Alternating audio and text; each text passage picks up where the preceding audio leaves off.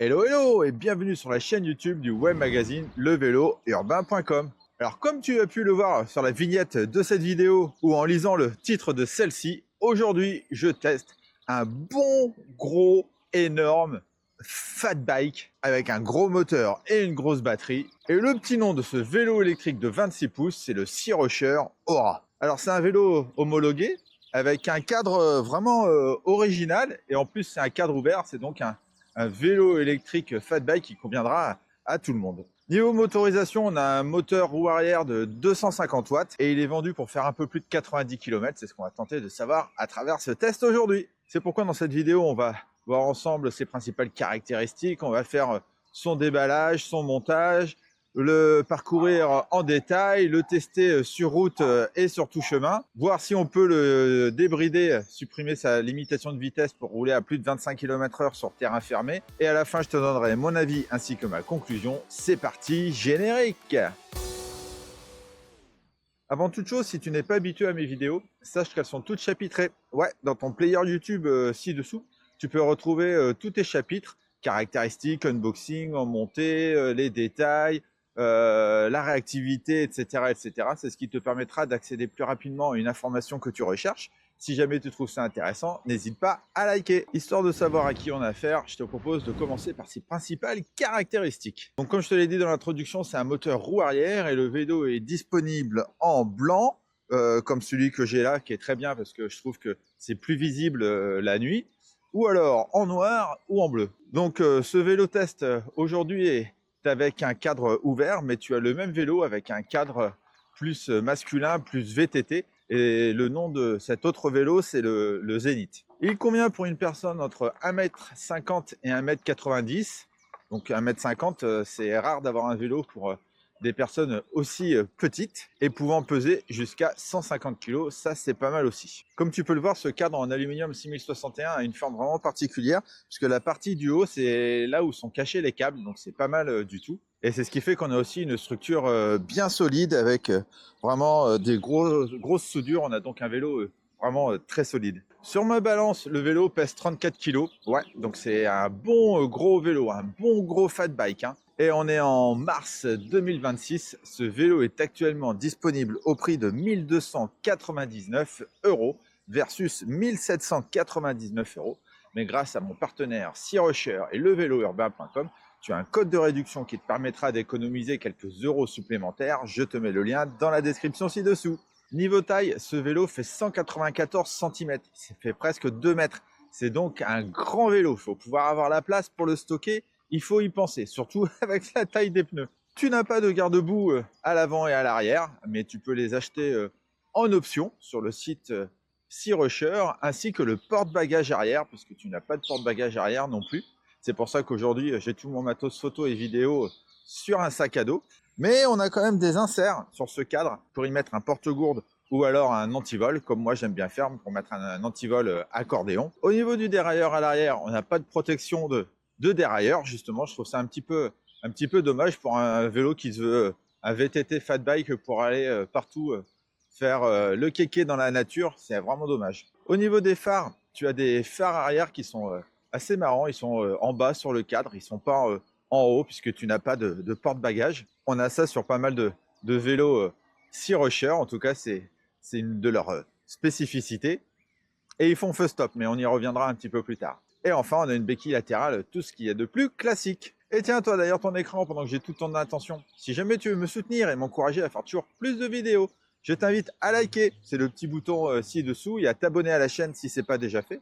Cela favorisera l'algorithme YouTube qui mettra plus facilement cette vidéo en avant et c'est ce qui me permettra de te proposer toujours plus de contenu. Alors par avance, je te remercie. Unboxing ou pour les puristes de la langue française, déballage du vélo. Quand tu l'achètes et que tu le reçois chez toi, tu le reçois dans un énorme carton qui est vraiment très très lourd. Hein. Vu le poids du vélo, c'est normal. À l'intérieur, tu as le vélo qui est vraiment bien protégé avec de la mousse. Et tu le reçois aussi avec, bien évidemment, le chargeur, des outils, les pédales, la sonnette. Et tu l'as compris, c'est à toi de terminer de monter le vélo. Alors franchement, il n'y a pas grand-chose à faire. C'est assez rapide. Je crois que ça m'a pris un quart d'heure. Donc tu devrais t'en sortir sans problème. Surtout que tu as une notice en français qui est vraiment très bien faite pour faire ça. Et si jamais tu veux une vidéo explicative, sache que SeaRusher en a fait une, je te mets le lien dans la description. Avant d'aller tester le vélo, il faut bien évidemment charger la batterie. Et là, on a une batterie lithium-ion de la marque Samsung. Donc ça, c'est un gage de qualité de 52 volts, 780 Wh et 15 Ampères heure. On a donc une batterie intégrée dans le cadre qui devrait être relativement puissante. Pour cela, tu dois la connecter au chargeur qui lui fait 2 ampères et 58,8 volts. C'est un type de chargeur, tout ce qu'il y a de plus classique. Donc pour recharger la batterie, soit tu le fais directement sur le vélo en soulevant le petit capuchon et en pluguant le chargeur, ou alors tu enlèves la batterie et pour cela tu introduis la clé qui ne sert pas à démarrer le vélo, tu la tournes, la batterie commence à tomber et pour la déclipser tu appuies sur le bouton sur le côté et là tu peux prendre ta batterie pour la recharger chez toi ou à ton taf. Dis-toi qu'il te faudra entre 7 et 8 heures pour recharger complètement ta batterie, mais attends toujours qu'elle soit un peu refroidie, ne jamais recharger sa batterie tout de suite après son utilisation, c'est ce qui fait qu'elle durera plus longtemps.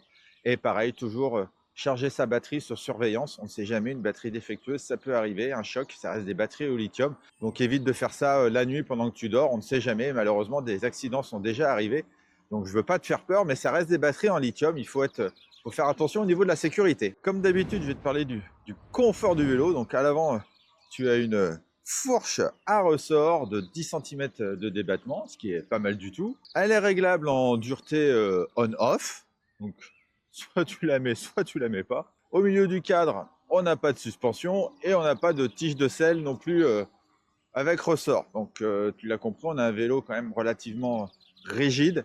Donc moi je te conseille tout de suite direct d'acheter une tige de selle avec ressort, ça coûte pas cher et ça fait très bien le job. Ensuite on a des pneus anti-crevaison. Alors c'est des bons gros pneus, alors moi je connais pas la marque, c'est une marque vraiment lambda. Et ils font 26 pouces par 4. Et ils sont montés sur des jantes à rayons. Donc des bons gros pneus comme ça, tu les gonfles pas trop, ça fait amortisseur aussi. Alors ce sont de bons gros pneus de type fat bike, avec eux tu peux passer absolument partout, sur route, les pavés, le tout-chemin, c'est vraiment des pneus 4x4. Alors ils n'ont pas de bande réfléchissante pour être vus la nuit, mais tu as des catadiotes blancs, donc normalement ça fait le job. Ensuite on a une selle bien large, souple, avec une aération au milieu pour aérer ton popotin l'été. C'est marrant, c'est assez drôle. Et on a des poignées rondes de type VTT. Malheureusement, on n'a pas de poignée ergonomique avec repose-paume. Ça, c'est un peu moyen. J'aime pas trop ce genre de poignée, mais vraiment, on est sur un vélo pas urbain, mais vraiment off-road de type VTT. Hein, je le redis. Du coup, niveau confort, bon, on peut vraiment mieux faire. En off-road, bien évidemment, c'est du pur bonheur. Le vélo, il passe absolument partout. Je te fais la démo, mais tu te doutes bien qu'avec un vélo pareil, c'est juste du pur bonheur de rouler dans la gadoue, en forêt. Je le redis, je pense sur la neige, c'est pareil. Alors évidemment, ça manque d'un amortisseur arrière, hein, mais bon, les gros pneus, ils amortissent un petit peu, et puis on a quand même la fourche avant qui fait le job. Donc ça pourrait être mieux. Là, je te laisse customiser toi-même le vélo. Je pense qu'en changeant 2-3 trucs, tu as vraiment moyen d'avoir un vélo absolument incroyable à ce prix-là. Hein. Donc tu l'as compris, le test du tout-chemin, c'est plus que validé. Pour ce qui est de la position de conduite, finalement, j'ai une position quand même droite. Je pensais être plus en appui sur les poignets. Mais la géométrie du vélo fait que j'ai une position bien droite. Donc je vais pas me faire mal au dos. Alors si, un petit peu mal au dos parce que j'ai pas de ressort au niveau de la tige de selle. Mais en tout cas, j'ai vraiment une bonne position de conduite. Je suis pas trop en appui justement sur ces poignets qui ne sont pas ergonomiques. Le guidon, tu peux juste le régler en inclinaison. Malheureusement, tu peux pas régler la hauteur avec cette potence. C'est un petit peu dommage.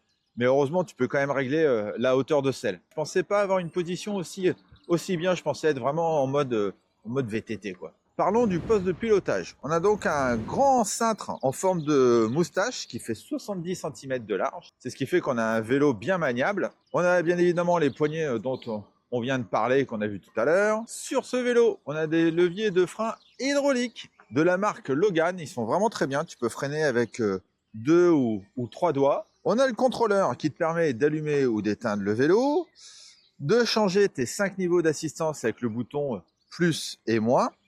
Quand tu appuies sur I, ça change les informations sur ton écran LCD. Si tu restes appuyé sur moins, tu actives le mode Walk Assist. C'est ce qui fait que le vélo avance tout seul jusqu'à 3 ou 6 km/h. Tu as un bouton pour allumer le phare avant et les feux arrière. Alors le phare avant est un phare classique mais directionnel, ça c'est bien.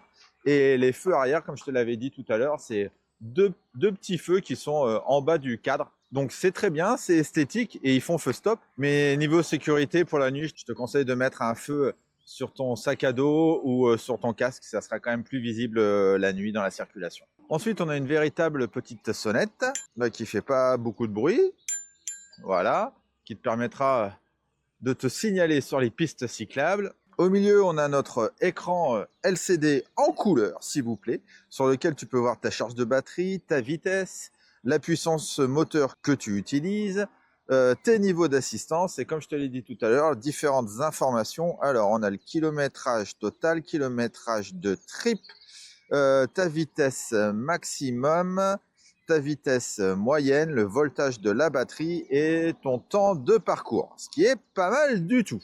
Et sous ce display, sous cet écran, tu as un port USB pour pouvoir recharger ton smartphone par exemple, et ça c'est vraiment sympa. Si tu appuies aussi sur le bouton plus et moins, tu vas accéder aux paramètres du vélo.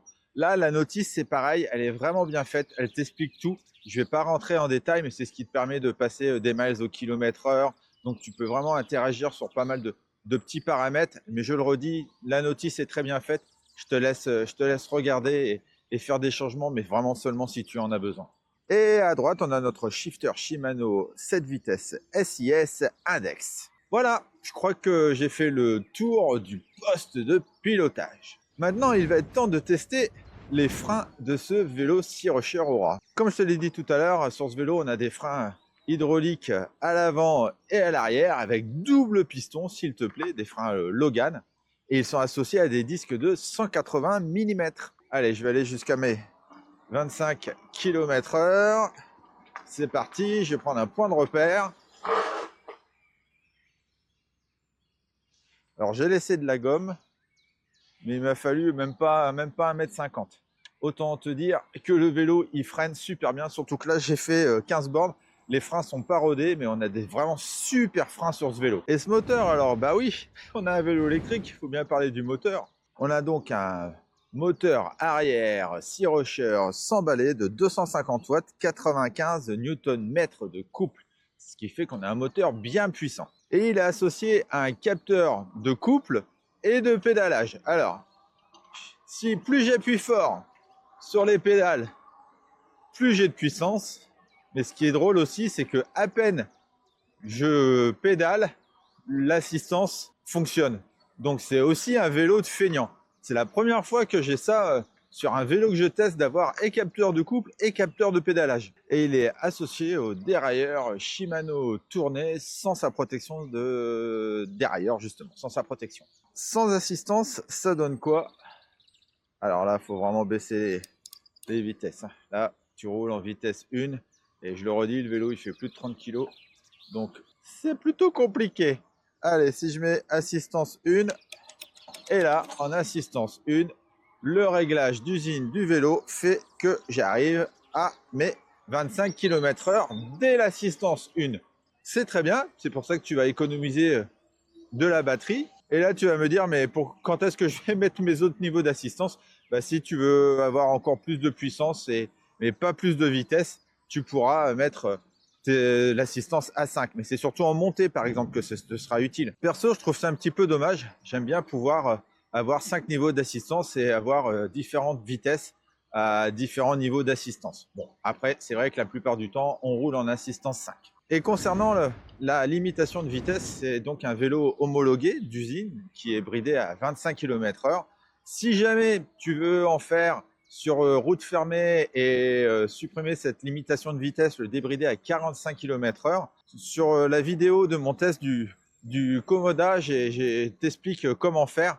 Donc je te mets le lien dans la description, tu pourras retrouver cette méthode sur ma vidéo test du Komoda Sea Rusher. Je te mets le lien également dans la description ci-dessous. En montée, j'ai pris ma bonne grosse côte de Meudon tout à l'heure sur 1 km et elle est vraiment raide. Il y a très très longtemps que j'avais pas eu un vélo avec autant de puissance qui monte la côte à 24, 23, 25 km/h. C'était complètement dingue. On a donc vraiment un vélo ultra puissant qui pourra monter sans problème en montagne, sur la neige en plus avec ses pneus. Je pense que tu as vraiment moyen de bien t'amuser avec ce vélo. Mais niveau puissance, là n'est aucun doute. Il est vraiment ultra puissant et tu montes les côtes sans aucun problème. Niveau départ arrêté, il me faut combien de temps pour arriver jusqu'à mes 25 km/h? Alors vu la puissance du moteur et de la batterie, je pense que ça devrait être assez rapide. Allez, c'est parti, je vais m'arrêter là. Hop, je vais me mettre en vitesse 5, 3, 2, 1, go! Alors au démarrage, j'ai pas de manette d'accélération, donc il faut appuyer quand même un petit peu. Allez, 15, 19, changer mes vitesses, 20, 25. Bon bah, voilà. C'est, comme je te l'ai dit, c'est très rapide. On arrive très vite à 25 km/h en quelques secondes. Et niveau réactivité, il me faut combien de tours de pédalier pour que l'assistance se mette en route? Alors, hop. C'est quasiment instantané et ça c'est grâce au capteur de couple. On a donc un vélo réactif et qui va vite à 25 km/h. Il a plein de bonne qualité ce vélo, non? Tu trouves pas? N'hésite pas à me dire ce que tu en penses dans les commentaires ci-dessous. Niveau autonomie, le vélo est vendu pour faire 96 km. C'est vraiment très précis. Pour rappel, moi je fais 1m80 pour 90 kg. Je pense que je vais faire dans les 70 km. En tout cas, je vais aller jusqu'à presque épuisement de la batterie et je te mettrai là sur le côté exactement combien j'aurais fait de kilomètres avec ce vélo en assistance 5. J'aurais pris qu'une grosse côte et bien évidemment cela va dépendre aussi comment tu utilises tes 5 niveaux d'assistance, tes 7 vitesses, de la température extérieure, etc. Mais en tout cas, ça te donnera un bon point de repère. On arrive bientôt à la fin de cette vidéo et oui, je sais, le temps passe très vite ensemble. Il va être donc temps de faire la conclusion avec les plus et les moins. Les plus, on a un prix intéressant pour ce type de vélo bien puissant, avec une grosse batterie et un gros moteur. On a un vélo passe-partout avec ses gros pneus, tu peux en faire sur tout chemin, les pavés, la neige, bref, tu passes absolument partout. Il conviendra à presque tout le monde, puisque que tu sois grand ou petit, ça passe. Et en plus, tu as un cadre ouvert qui permet même à ceux qui ont une mobilité réduite, de pouvoir enjamber le vélo facilement. Et on a un vélo homologué, ça c'est pas mal. Concernant les axes d'amélioration, parce que le vélo parfait, lui, il n'existe pas. J'aurais bien voulu avoir un vélo un peu plus tout suspendu quand même, pour faire du VTT sur les chemins. C'est pourquoi je t'invite à mettre une tige de selle tout suspendue. J'aurais bien voulu aussi avoir des poignées ergonomiques pour un meilleur confort. Tu dois acheter les garde-boue et le porte-bagages séparément. Bon, ça rajoute un peu du prix au budget. On n'a pas de manette d'accélération. Et donc, j'aurais bien voulu avoir une potence réglable pour améliorer ma position de conduite. En conclusion, tu l'as compris, avec ce Sea Rusher Aura, on a vraiment un très bon fat bike passe-partout avec lequel tu vas pouvoir t'amuser sur n'importe quelle condition. En plus, tu peux supprimer sa limitation de vitesse si tu veux rouler sur terrain fermé ou off-road. Donc ça, c'est vraiment génial, un moteur puissant. Bref, je suis vraiment très heureux. J'ai pris beaucoup de plaisir à rouler avec ce vélo électrique. Encore merci à Sea Rusher de me l'avoir envoyé pour ce test. C'est toujours un plaisir de tester leur vélo. C'est toujours des vélos de qualité à des prix intéressants. Si jamais tu as des questions concernant ce produit, n'hésite pas à me les poser dans les commentaires ci-dessous. J'y répondrai avec grand plaisir. Et quant à moi, je te dis à très vite pour de prochaines vidéos du monde du vélo et de la mobilité urbaine sur levélourbain.com. Ciao, ciao!